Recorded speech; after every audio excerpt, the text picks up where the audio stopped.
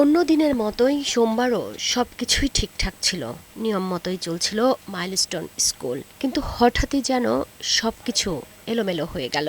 রাজধানীর উত্তরায় বাংলাদেশ বিমান বাহিনীর প্রশিক্ষণ বিমান বিধ্বস্ত হয়। বিমানটি বিধ্বস্ত হয় দিয়াবাড়ি মাইলস্টোন স্কুল অ্যান্ড কলেজের একটি ভবনে। এতে নিমিষেই সবকিছু ওলটপালট। আইএসপিআর জানিয়েছে বেলা 1:06 F-7 বিজেআই প্রশিক্ষণ বিমান উড্ডয়ন করে। উড্ডয়নের কিছু পরেই বিমানটি বিধ্বস্ত হয় এবং তাতে আগুন ধরে যায়। ঘটনাস্থলে প্রথমে ছুটে যান ফায়ার সার্ভিস ও সিভিল ডিফেন্সের কর্মকর্তারা। পরে উদ্ধার কাজে যোগ দেয় সেনাবাহিনী, নৌবাহিনী ও বিজিবি।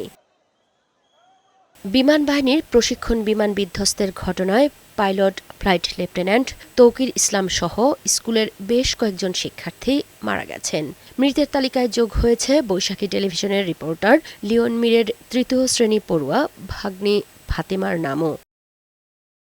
ঘটনাস্থল থেকে উদ্ধার হওয়া আহত ও দগ্ধদের নেওয়া হয় জাতীয় বার্ন ইনস্টিটিউট সহ অন্যান্য হাসপাতালে। নেওয়া হয় ঢাকার সম্মিলিত সামরিক হাসপাতালেও। আমাদের কাছে ছোট ভাই ছিল মাইলস্টোনে ইন্টার ফার্স্ট ইয়ারে পড়ে, তো ওর অবস্থাও খারাপ। কোচিং ছিল, কোচিং শেষ করে আমরা জানার পাশে দাঁড়িয়েছি, তখনই প্লেনটা ক্র্যাশ করছে।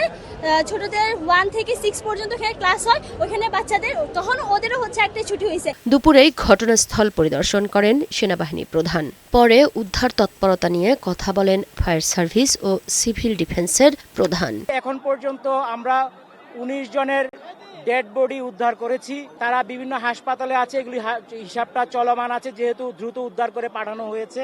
এ ঘটনায় শোক জানিয়েছেন রাষ্ট্রপতি মোহাম্মদ শাহাবুদ্দিন, অন্তর্বর্তীকালীন সরকারের প্রধান উপদেষ্টা ডক্টর ইউনূস সহ অনেকেই। সরকার একদিনের রাষ্ট্রীয় শোক ঘোষণা করেছে। মুক্তা মাহমুদ, বৈশাখী সংবাদ, ঢাকা।